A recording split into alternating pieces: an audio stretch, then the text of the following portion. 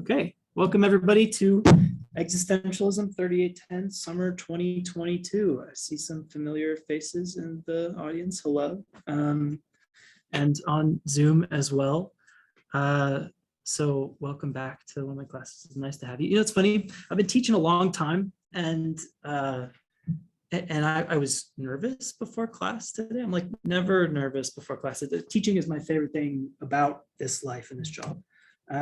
But this class today is my first day as a teacher at the University of Utah. This is the last class that I'll teach. I'm on research leave next semester, and then I'll defend my dissertation and be done.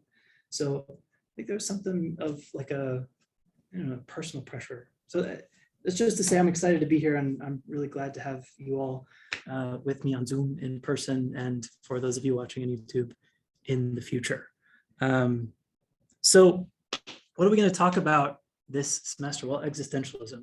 And specifically today, I'll do a little bit of introducing of like how we should think of existentialism, what we might hope to learn from the story of the class as I put it together in terms of reading, and then we'll do the boring technical syllabus stuff. Okay, so I'm curious, who has read anything vaguely existentialist before? Okay, many of you. For one of you who rose your hand, are you willing to be brave? Yeah, okay, what is existentialism?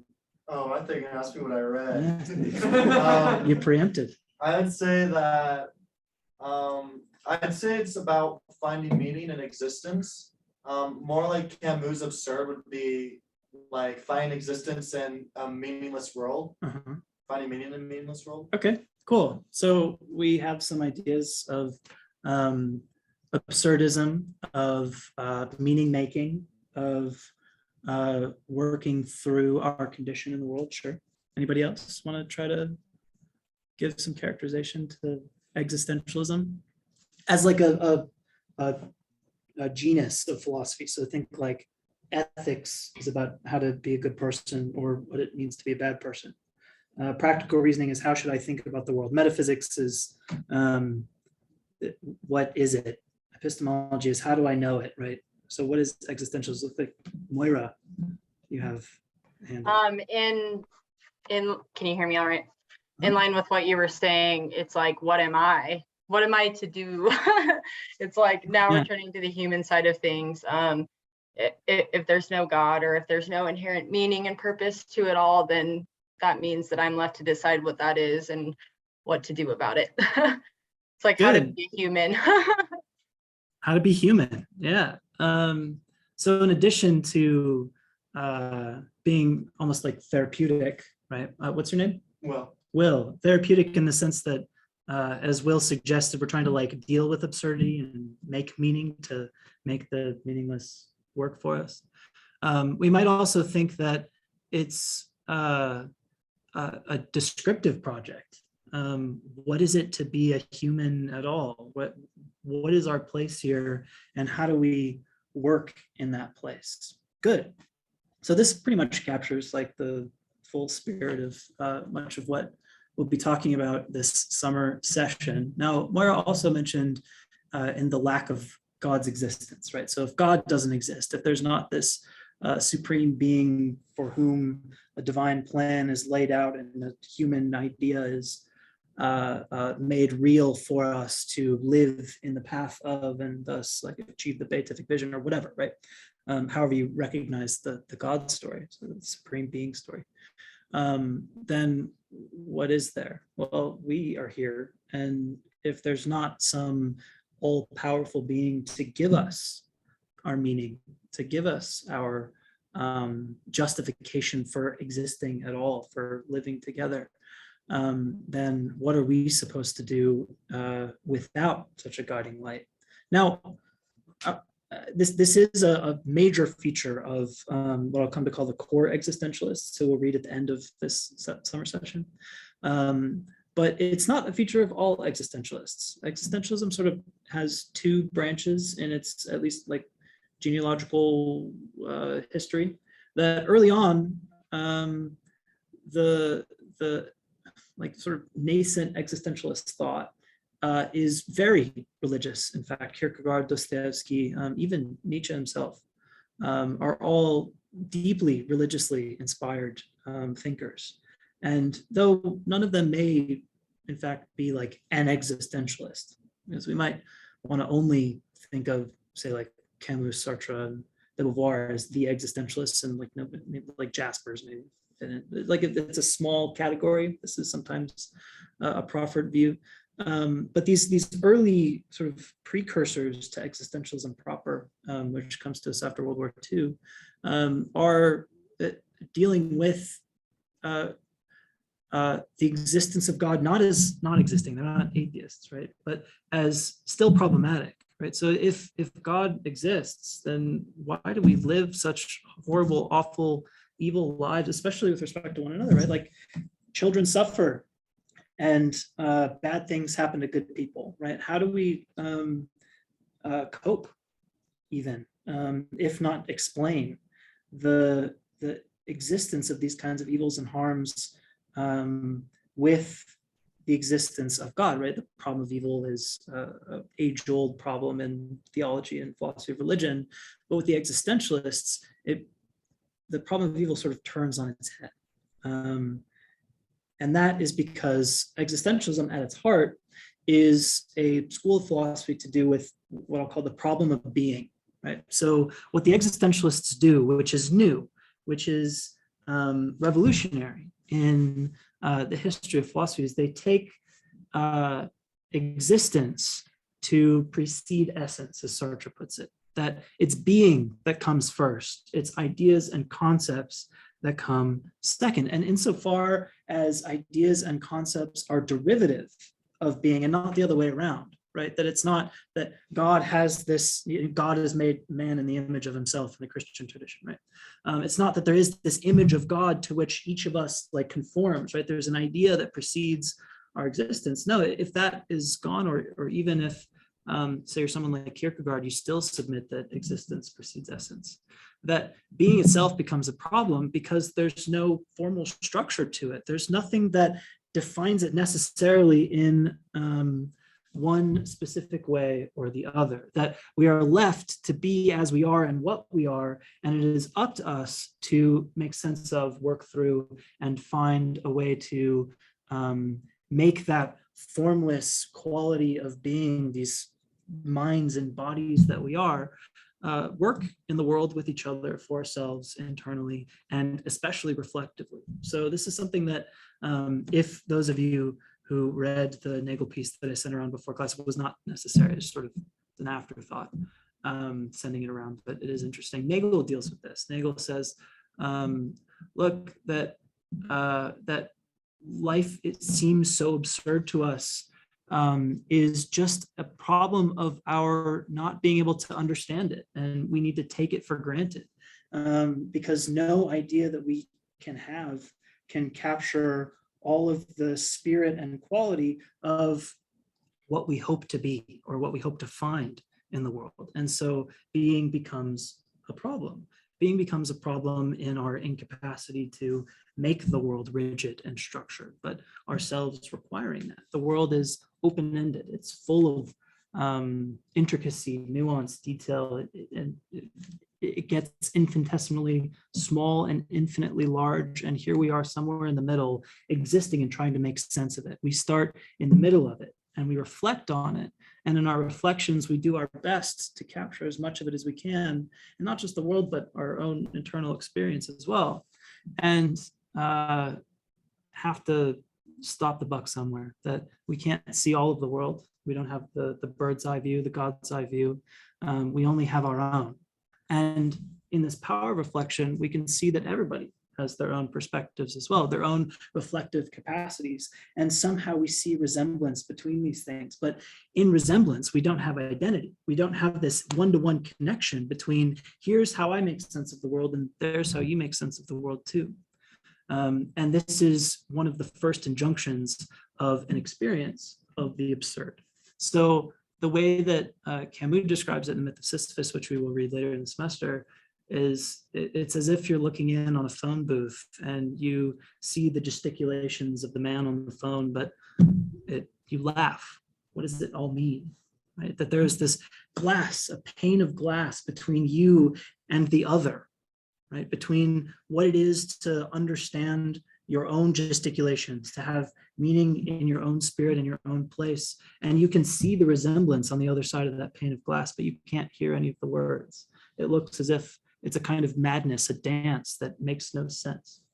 And so being becomes a problem in ourselves insofar as we must take the world for granted in order to exist at all. But it also becomes a problem when we apply our sense of resemblance or attempt at understanding others to live in a world together to those other people, that we impose our own understanding upon them, and really all we have is a vision through the pane of glass. So what the existentialists share in common, at least, is this idea of existence preceding essence, right? Of being coming prior to ideas of being. That here we are, now let's think about it, rather than there's the thought and I must be that thing because that thought is out there in the world. So there's a sort of primacy to being that's not in the conceptualizations of things, that all concepts are derivative of our experience of being. We won't read Heidegger in this class, but Heidegger really leans into this kind of idea of the primacy of being in a really interesting way with respect to action. So what Heidegger says is, look, there's really two sort of states of mind. There's a state of mind of being in or being with the world, and a state of mind in which the world is present at hand.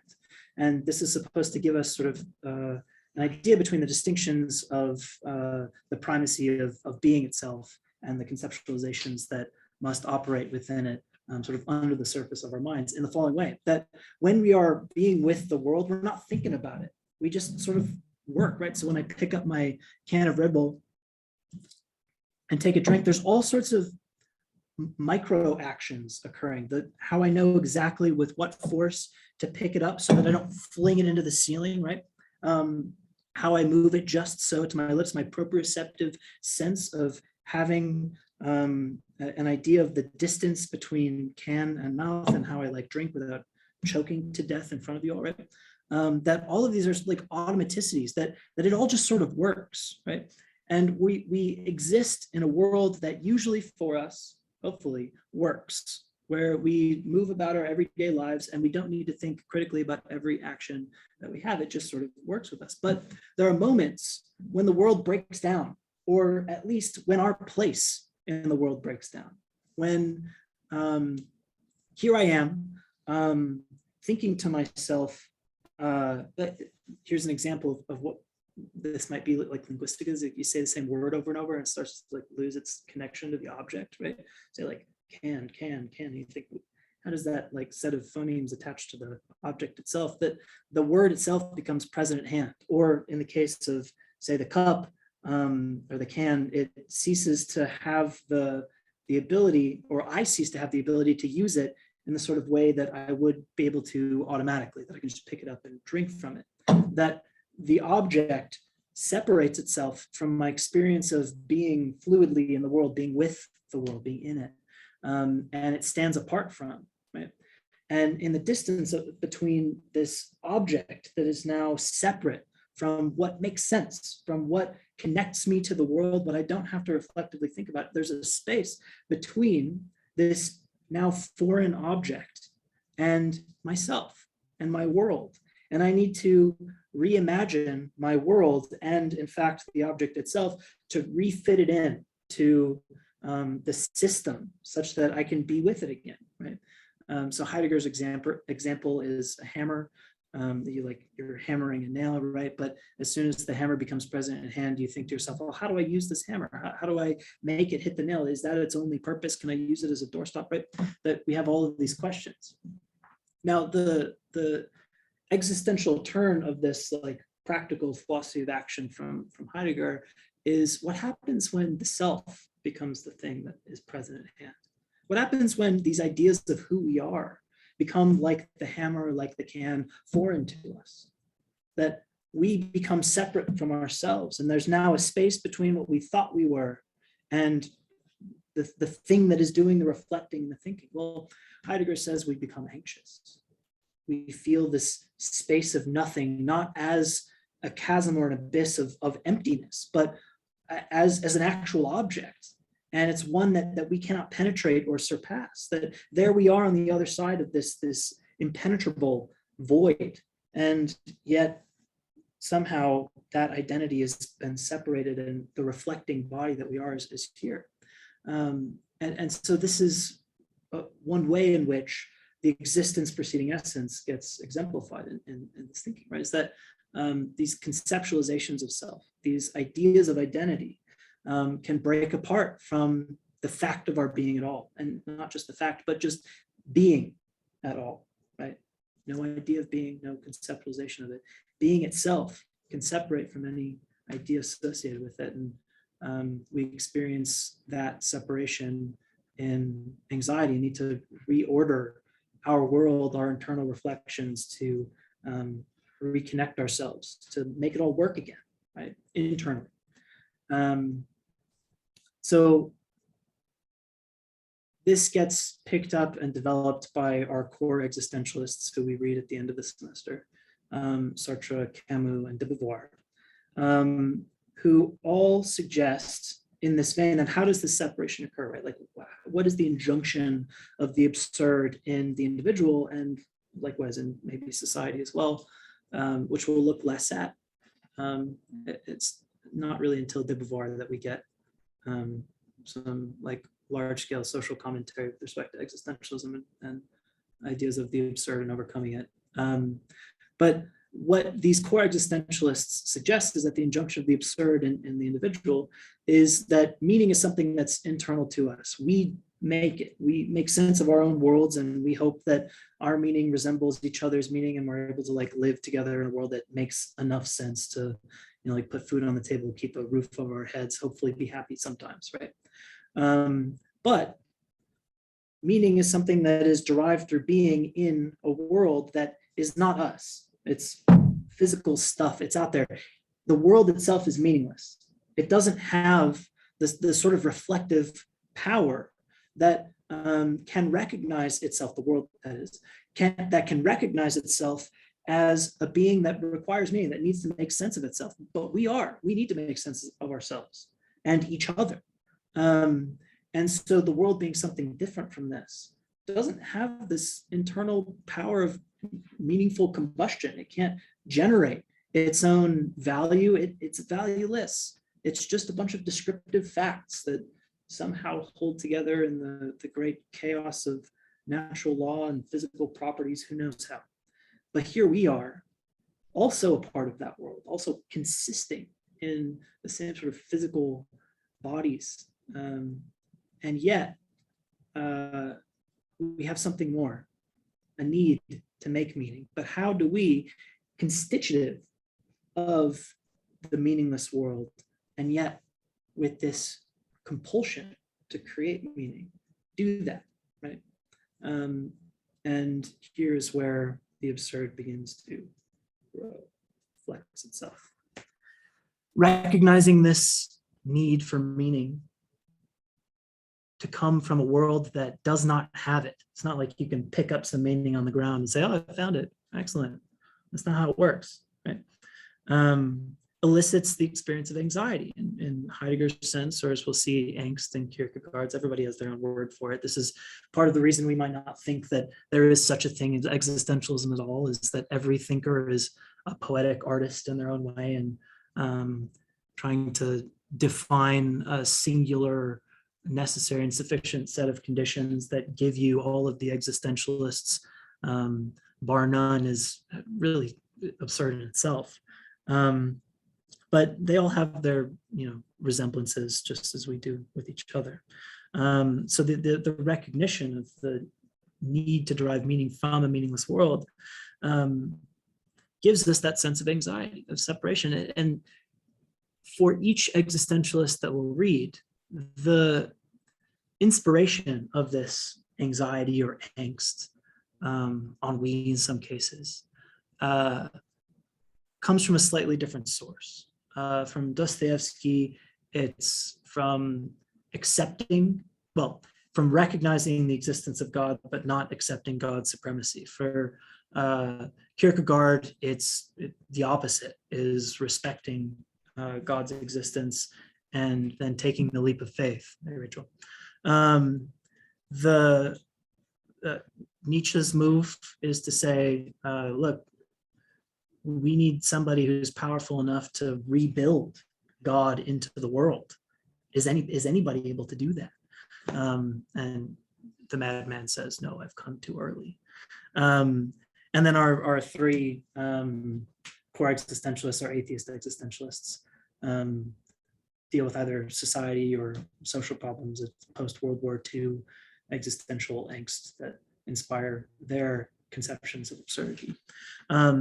But all of them come to the same anxiety, even if in different ways, and then give their own prescriptions for it, right? So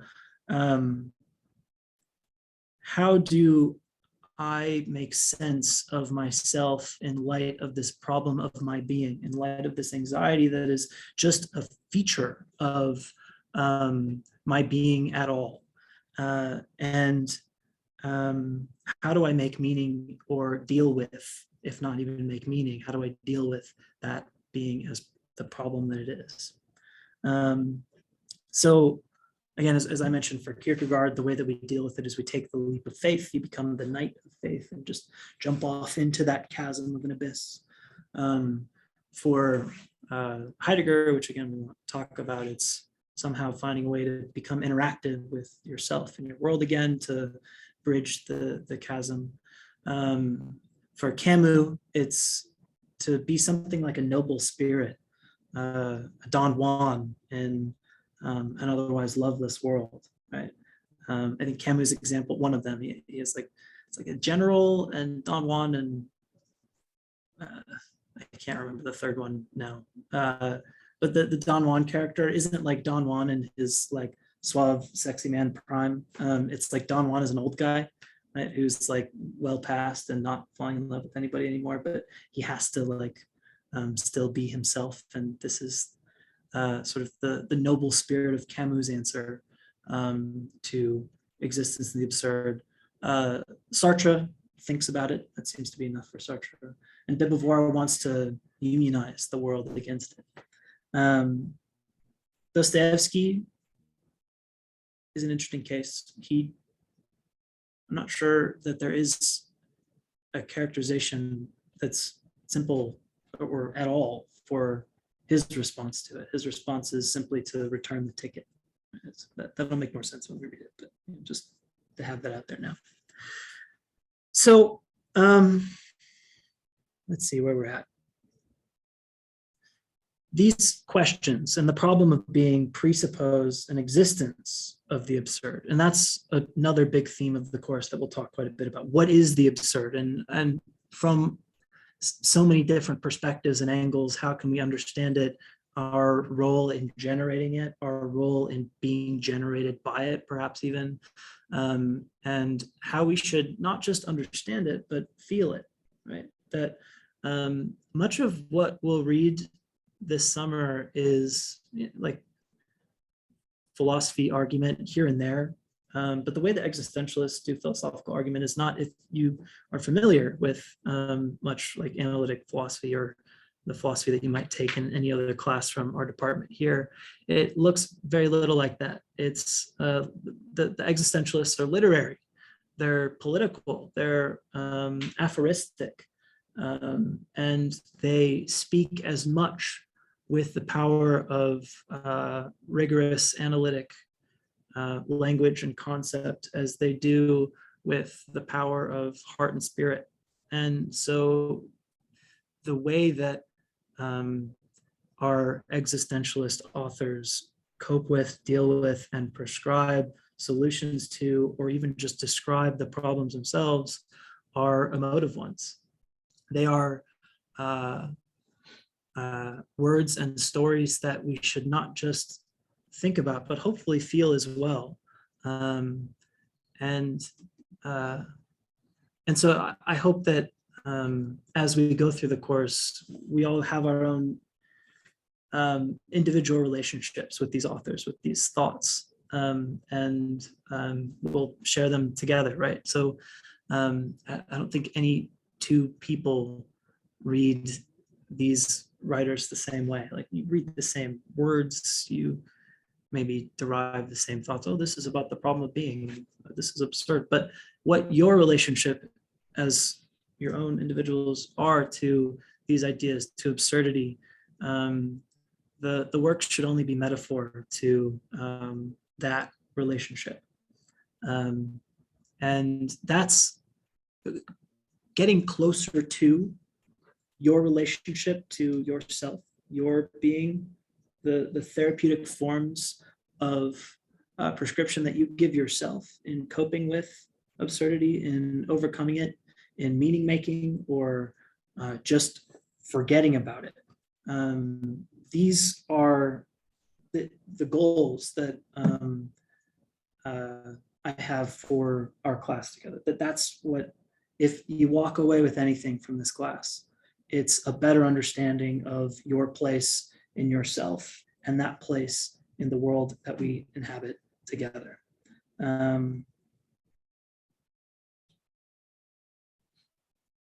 Great. Okay, so there you go. That's good overview of existentialism. What we'll talk about in the class. Kind of chatted a little bit about our schedule. So does anybody have any questions or comments, terrible concerns that are relevant to what I was talking about, or not? Yeah.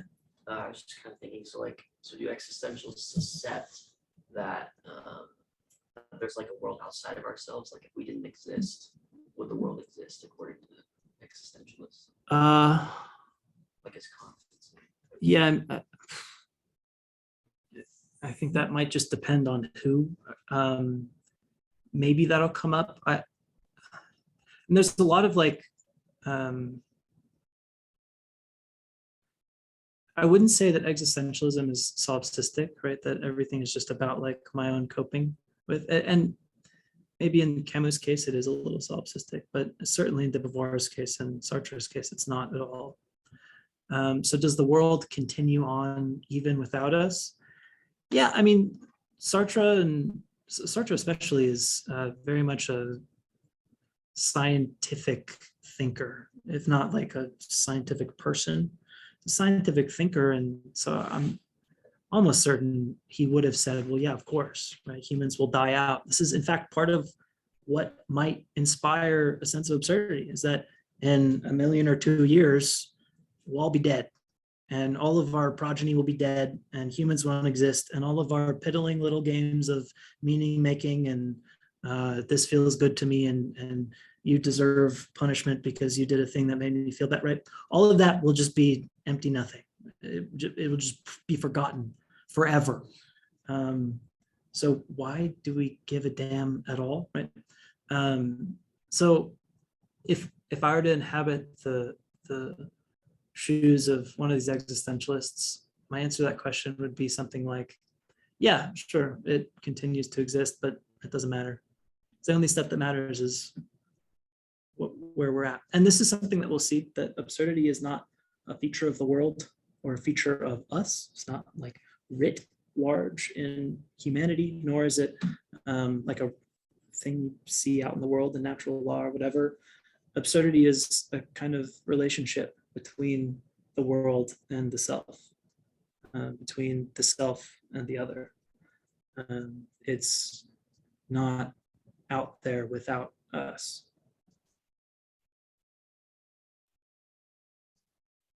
But any other questions, thoughts?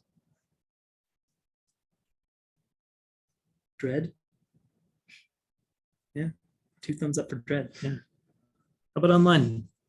How do you guys feel? I see 1 thumb up from most of you. Good. Okay. Inspired. Excellent. Oh yeah, and Sartre does call it nausea. Sartre's main character in the eponymous novel, Nausea.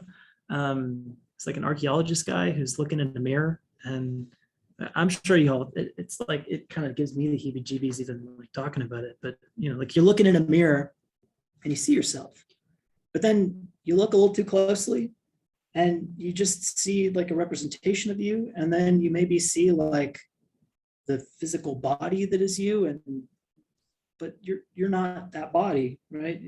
All of that stuff changes and seems sort of separate from, it's like the word separating from the object when you say it over and over.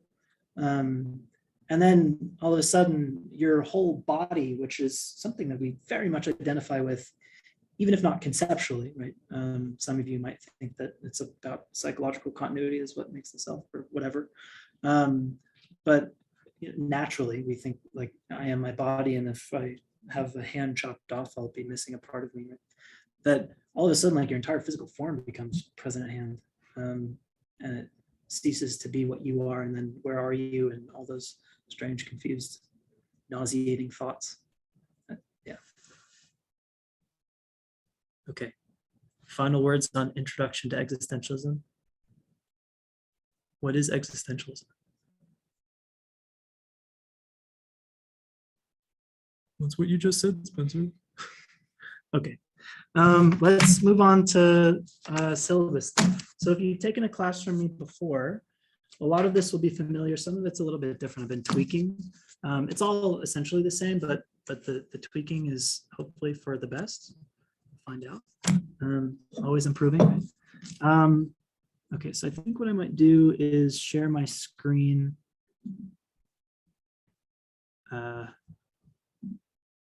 So that you guys can all have big giant syllabus in front of you.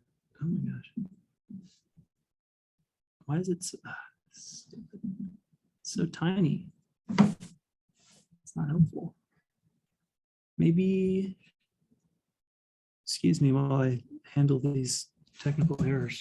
I think what it is the resolution of the Retina display. Default for this, will this do it? No. Oh dear. It's not a first lecture if the computer cooperates.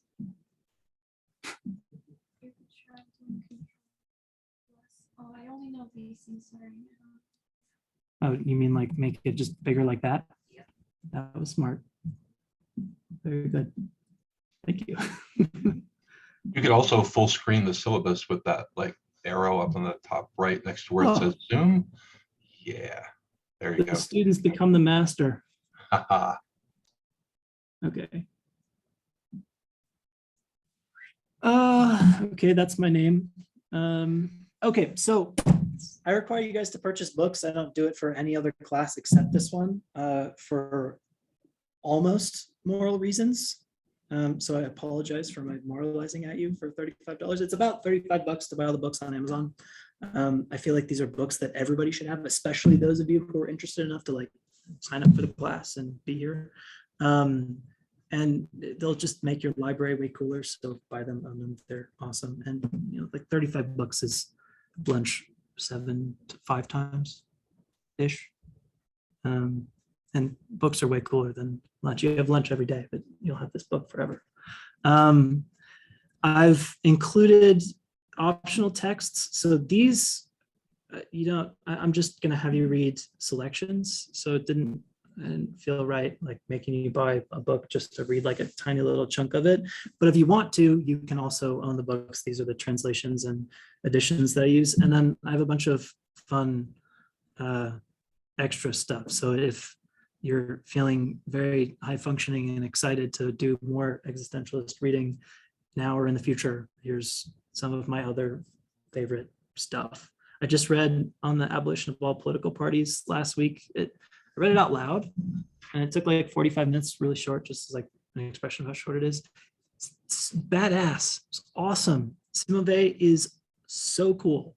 And she basically argues that political parties are only good for making the world a worse place. And they only do evil because they subjunct the individual will for a universal passion, which is never justified, and they only seek to like grow without any sort of restriction or for the sake of any principle. Super cool.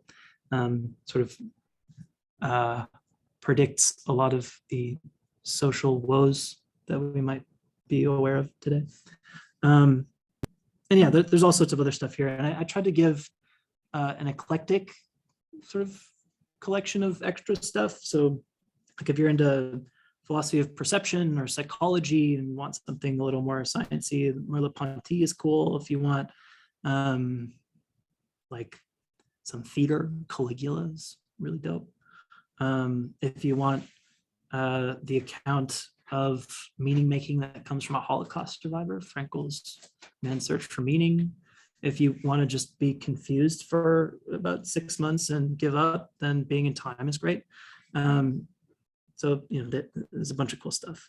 We'll meet once a week.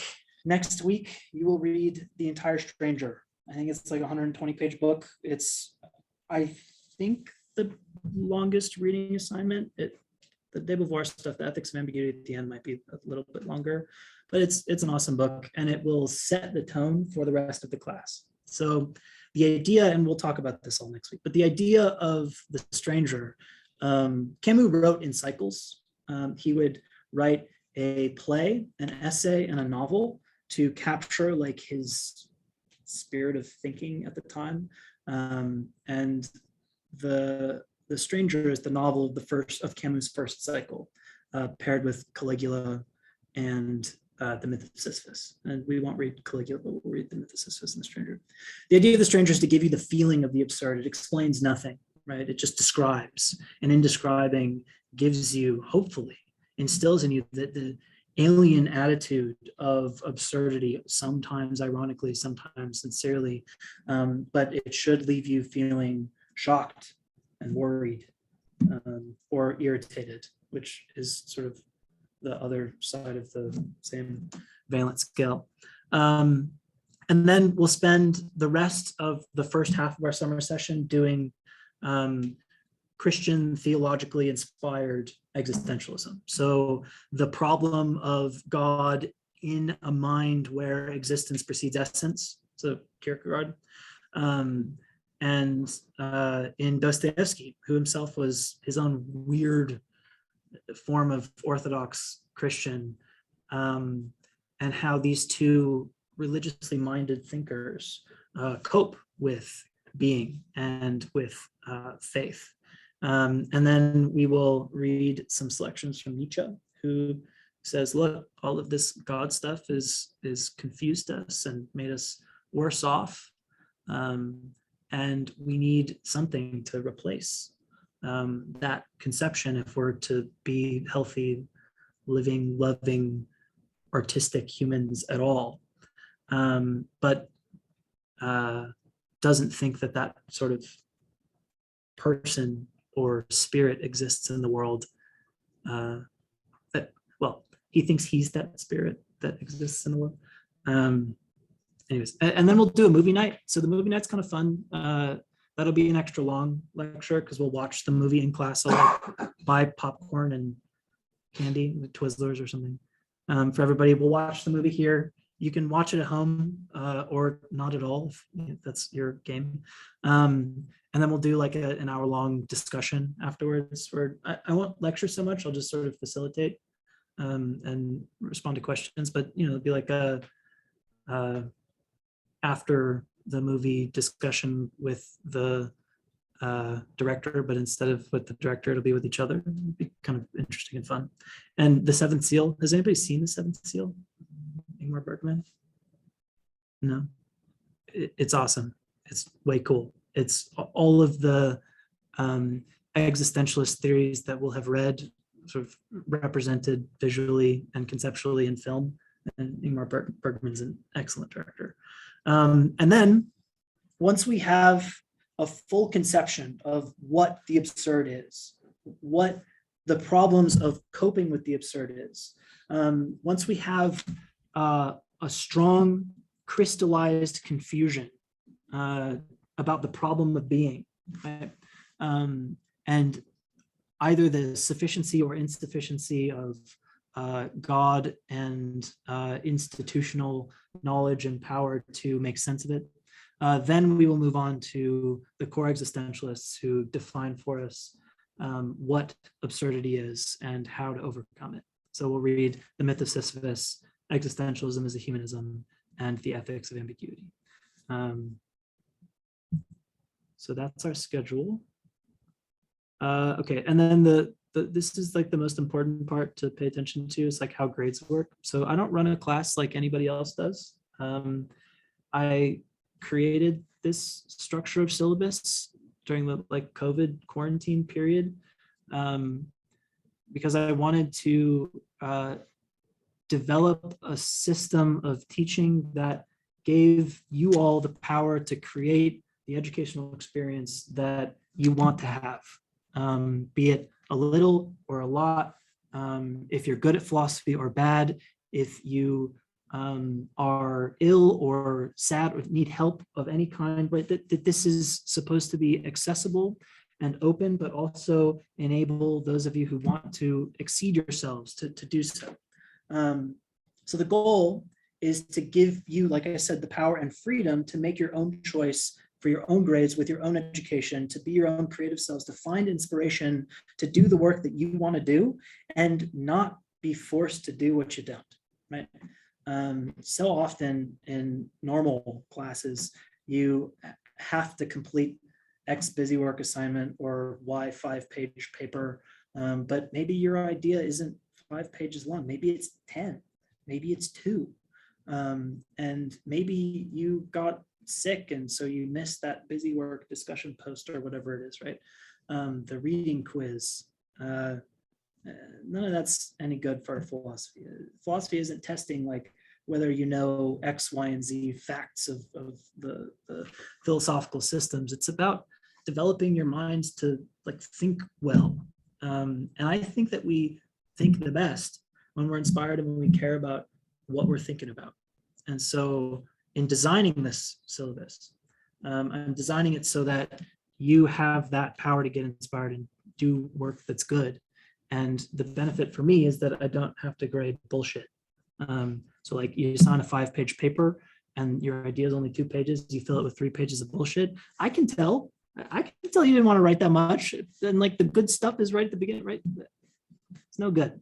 Do the work that is good for you and create your own education. Let the class be an opportunity to get inspired and learn in your own way. So the way it works, you have to earn, I think it's 95 points to get an A. Every point is 1% of your grade. For every point that you earn, you've earned 1 point towards that A. You need 95 of them. There are something like 300 or 400 available points, meaning points are not zero sum. If you bomb a midterm, then your highest grade possible isn't like a 72% if you get 100% on every other assignment.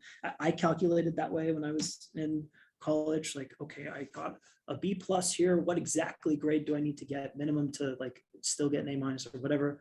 None of that. Points are not zero sum. You can always earn an A, always. And that doesn't mean that like I'll grade easy or whatever. It means that like you can, what's the quote? Philosophy isn't for everybody, but it should be able to be for anybody. So the idea being that if you're like not good at this, maybe you get bad grades, but you do a lot of work, and that's enough to show that like you care and that you want to succeed. Maybe you don't like talking to other people, so you do write-ups. Maybe you like talking to other people, and so you get involved in the discussion boards. Maybe you're really excited to take a test because it means that you don't have to do a lot of anything else. You can just do 2 assignments instead of like 15 or 20 other ones. You like to compile your work together. Do that, right? So you need to earn 95 points to get an A at least. You can earn as many as you like, right? There's no cap. I always have students every semester that earn like close to 200%. And there are many ways that you can earn points. You can attend class. So as you're doing right now, you can attend the Zoom class with your camera off and you get 2 points, or with your camera on and you get 5. The point of the Zoom attendance is not for me. It's for your classmates. It's to engender the quality of being in a classroom in a collaborative learning environment. Because I think, it's not just looking at a bunch of gray boxes just disappearing from your computer and from the world, like you're not paying attention, and having that like collective communal experience of being together, even if it's 2-dimensional and through Zoom, is something, and that's valuable for you guys. And so if you have your camera on at a random point during the lecture, I will screenshot the Zoom call, and that'll be like my attendance taking for Zoom. If you attend in person, as you guys who are all in person are doing, obviously, you get 5 points. So it's like the same as being on Zoom with your camera on, but then you also get the like, hello, we're here in physical space sharing like commitment to one another's fragile human bodies. So attendance is one way that you can earn points, up to 5 points per lecture. I think there's 11 lectures, maybe 12. So you can earn up to like a D- with, or F+, whatever 55 points is if you like attend every lecture for 5 points. Exams are worth 100 points. So you could never attend class. You could never do any other assignment. You could just take both exams and get 100% on each, and then that would be all you needed to do. Right. So exams are worth up to 50 points each. The midterm is worth 50 points and the final is worth 50 points. About a week before the exam, I will post on Canvas your exam. So you have like 10 days or so to take it. And it's just like a list of questions. So there's like 5 prompts. You choose the 3 that you want to write on, and then you answer all the questions in each prompt. And this shows me that you have like read the stuff, that you understand it, and that you're like critically engaging with it. Discussion boards. So you can get involved with your classmates in conversation. The way discussion boards work is if you ask a question, then you get 2 points. You just like post a question on Canvas and you get +2 points. If you answer another student's question well, as say like I would as a professor, right? Like it take on the role of teacher, and then how would I answer that question if I wanted to like help them understand, right? You get 3 points, and you can do this once per board. You can't like respond to 5 people's posts on the same board. Once per board, so you can get 5 points from asking a question and then answering somebody else's. Answering is 5 points. Sorry, confused that. You answer somebody's question, you get 5 points. You ask one, you get 2. And then, because I want to like create conversation, hopefully, if you respond to somebody's answer to your question, like, oh, that was a cool answer, and it made me think this and this, then you get 3 bonus points. Because I want you guys going back and forth. Like the point of discussion board is not to like just get it done, but to like collaboratively learn with one another.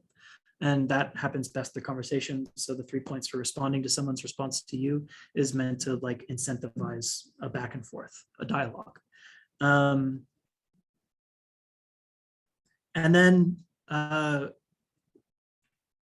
what's sort of new, one of the tweaks that I've done for those of you who've taken one of my classes before, is the extra credit part. I now have as worth up to 50 points. And it's just a creative project. You can do anything. You have to get it passed by me. Like you have to like pitch it, and then we like work together to make sure that it's something that's worth a certain amount of points. And you can even negotiate with me like how many points you think it's worth. Like I want to write a 2-page paper on it. Say, okay, that might be worth like 10 points. You can do that a few times or something like that, right? Or maybe you want to create a 3-dimensional multimedia collage inspired by existentialist concepts. Sure, right?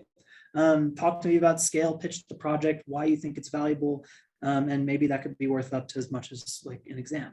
Again, the idea is to like, philosophy ought not to be just about the ideas that old dead people or boring alive people write about, right? It should be about how we live and how we exist and what we create. Philosophy is a support discipline. It is something that works through every other discipline. There's philosophy in all things. And so the creative assignment, if this is how you want to earn points, is meant to respect that you can be your own artist, your own thinker, your own independent person, not cowing to the requirements of academic philosophy, but to your own, like personal inspired power. So do that and pitch a project. I'll get really excited by it too if you do that. And then what has happened every semester, this is an important rule. What's happened every semester that I have taught this class is I get very high functioning students that will just like complete all the assignments that they need to get an A in like the first 4 or 5 weeks. And then they disappear from the face of the earth. I've instituted a new rule for the class that is meant to like combat this. So the idea is that for all assignments before the midterm, you can only earn up to 50 points, and same for all the assignments afterwards. So like earn 50 points from stuff from the first half of the class, earn 50 points from stuff from the second half of the class, right? And that way, like you can't get 100% of your grade from assignments up to the midterm. Like you have to engage with material from both halves of the course. Does this make sense? Yeah, does that sound fair, by the way?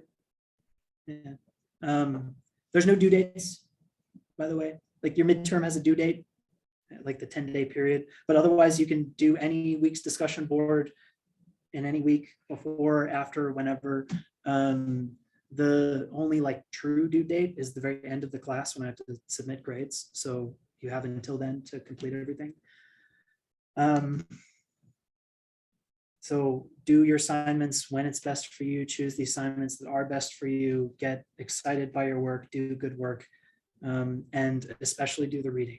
Please do the reading. So I trust you guys. I mean, like you signed up for a summer existentialism course. This like commits some excitement for the topic. It's usually an elective, so this is good. But I just want to emphasize that you will get the most out of this class by doing the reading, more than you'll get from lectures, more than you'll get from doing any assignments or collaborative work. Like you'll get a lot out of all of that stuff, right? But it's the reading that is the real like fruit of the course. And I strongly recommend reading before class. A lot of this stuff is really complicated or strange or convoluted, using language that we're not used to. Force yourself through it. It'll still like live and percolate and incubate in your mind. And then when we come to lecture, hopefully like, the dots will begin to connect a little bit. So try to read before class if you can. Okay, and there's assignments. Anybody have questions about how grading works, how assignments work, how, yeah. Write-ups. Oh, I didn't talk about write-ups. Good. Are they here? They're not on this page. I just saw them on campus. What? That's weird. I don't know why they don't exist on this page. Yeah, write-up. So I'll have to edit the syllabus. It's almost disturbing that they're not here. A write-up is you take that that week's reading and summarize it. So the idea being that you can like instill your own, like, this made me think this and this, but really what I'm looking for in a write-up is have you understood the argument or the like concept or theme of the work? So a write-up is worth 10 points and there's like 1 per reading. And so you could just do like 10 write-ups and get an A that way, if you so chose. But yeah, what I want to see is just like comprehension. And if you add in some like flair of comprehension and it inspired this thought of me, then that's a little extra exciting for me to read. But really what all I want to see is here's what was said, and this is my like saying I understand what was said. And it's like 300-ish words. I don't expect all that much, just like whatever gets that idea across. And that's kind of true across the board in terms of like whatever you're writing. I'm not looking for word limits. I'm not interested in that. Let your ideas grow and expand to the place where they're like complete, and don't try to blow them up any bigger, because like a balloon will just pop and become nonsensical and or like full of bullshit. But also don't have a flaccid balloon that doesn't float. It's just ugly, right? Blow it up to its proper size, right? So whatever that ends up being word limit wise, let it be that. Other questions? Will you get feedback on any of the like discussions, write-ups or exams? Discussions, no. Very, very rarely I'll post something on a discussion board, but really just like having your camera on in Zoom is like for you guys. It's not so much for me. The discussion boards are also for you guys. So I do my best to not jump in, but sometimes I get really excited too, and we'll say like, "Ooh, you should think about this," right? So discussions, you won't get feedback, but the write-ups you will, and especially earlier on in the semester. So if you're like doing write-ups not at like the last 3 weeks of class, you'll get more feedback, and the more involved your work is, the more involved I'll be with it too. Because like if you're just regurgitating an idea, like I understand that this is exactly what was said there. I mean, there's not much for me to give feedback on, right? It's just, yes, that was said, right? But if there's other creative elements and that sort of thing, then I make a lot of comments on those sorts of things. Your midterms as well, your final. And then, of course, like if you choose a creative project, then whatever that ends up being will certainly have all sorts of involvement from as much as is warranted or wanted. Yeah. Any other questions online? Do you guys have questions? No. Does it make sense? Yeah. Does it make sense? Yeah. Can we do multiple of the extra credit? Yeah. I don't have that written in. I might add that along with the write-ups, the major assignment piece that's missing from the syllabus. Oops. That you can do multiple creative projects of like varying points and stuff. I'm pretty open to being convinced by projects. So you got to pitch it and how many points it's worth and why it's valuable for like learning and education goals and stuff. And as like a student in my class, I just need to like, you got to justify what you want to do creatively for me. But yeah, if you have several ideas of varying scale and size, then yeah, I'd be happy to hear all of them. It's not like a one-off thing.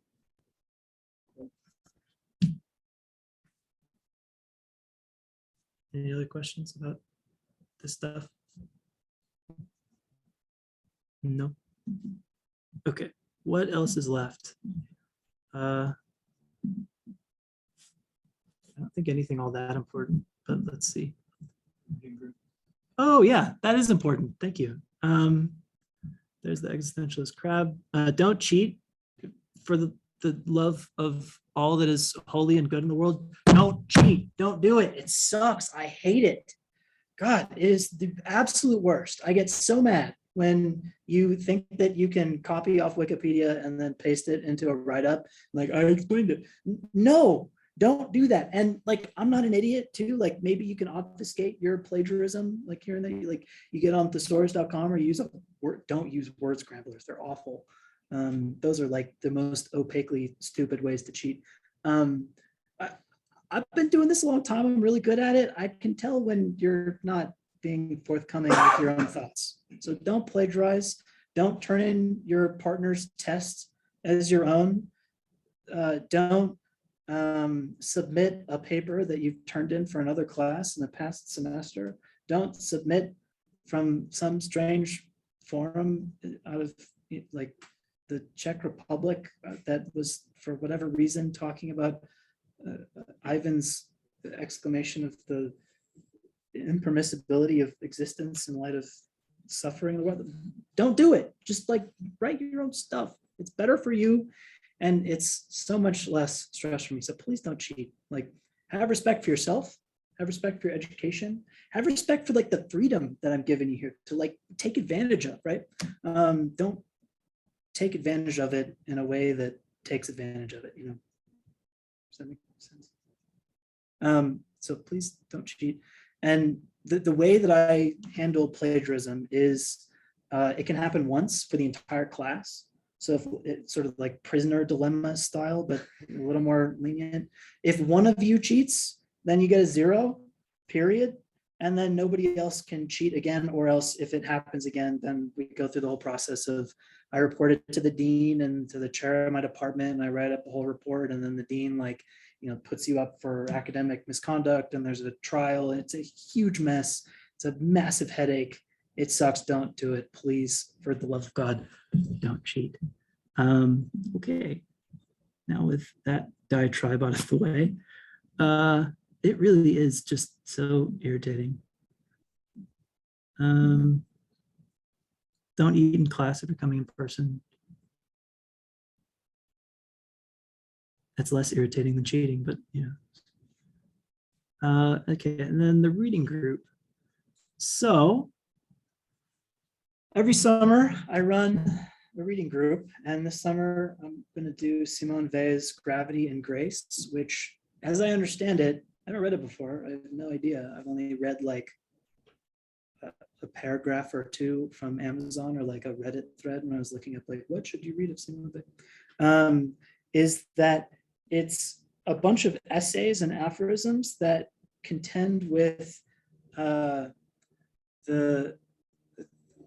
like lightness of spirituality, which is a part of all of our lives, and the material forces of the world that demand of us material things, or the weight of the necessary features of being a human in society, right? We live in a society, but all we want to do is run around naked in the grass and like be warm and happy and love each other.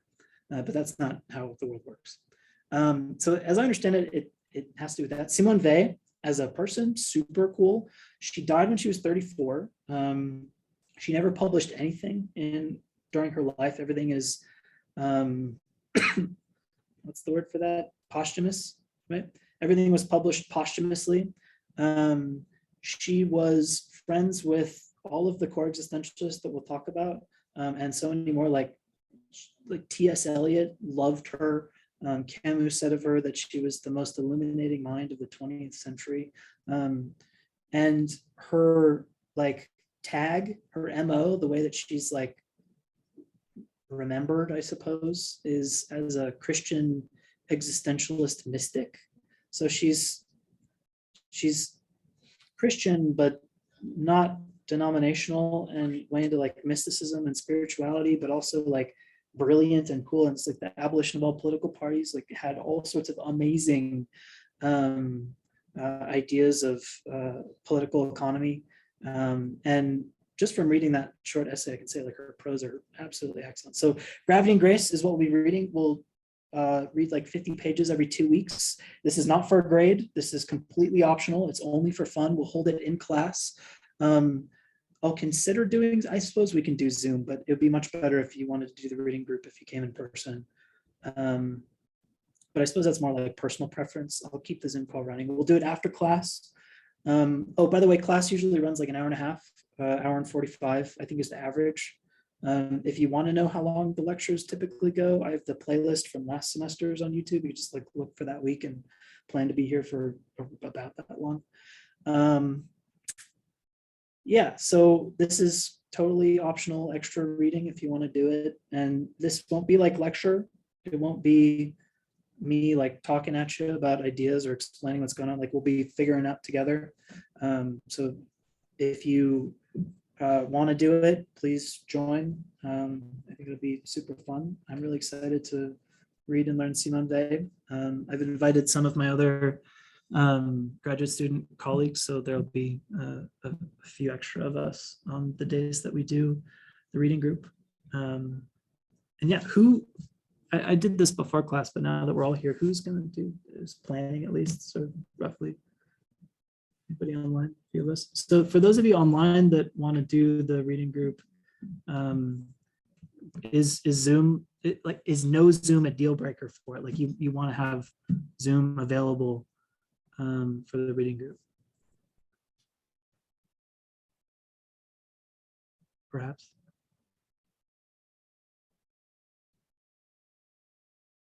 No. Well, I'll keep it running and we can talk about it on the first reading group week, which is next week, June 2nd, I think it's next week. Okay, any final words, comments, concerns? Can you, with the reading group, can you like go some weeks and not the other, which would be like, do you fall behind it? Yeah, I don't care. I'll be doing it every week. So yeah, if you, and these are like essays and aphorisms anyways. And so although there's probably like a theme that speaks a little bit, it's not like missing 4 chapters of a novel. You know, you just talk about the ideas presented in those essays and aphorisms. So this reading in particular is probably really good for that, if that's, you know, what ends up happening. Next week is the 26th, I think. Is it? Next week is the 26th. It is the 26th. So in 2 weeks. Thank you. Yeah, so in 2 weeks, we'll have our first reading group, 2 weeks from today. Next week, we will not, but in 2 weeks, we will, if you want to join. And again, totally optional, no grade associated, purely out of the curiosity of your own mind. How about online? Any questions about course structure, syllabus, reading group? Not cheating. Good. You guys all good? Happy? Excellent. See you next week. Take care. Be well. Read The Stranger. It's awesome. Enjoy it.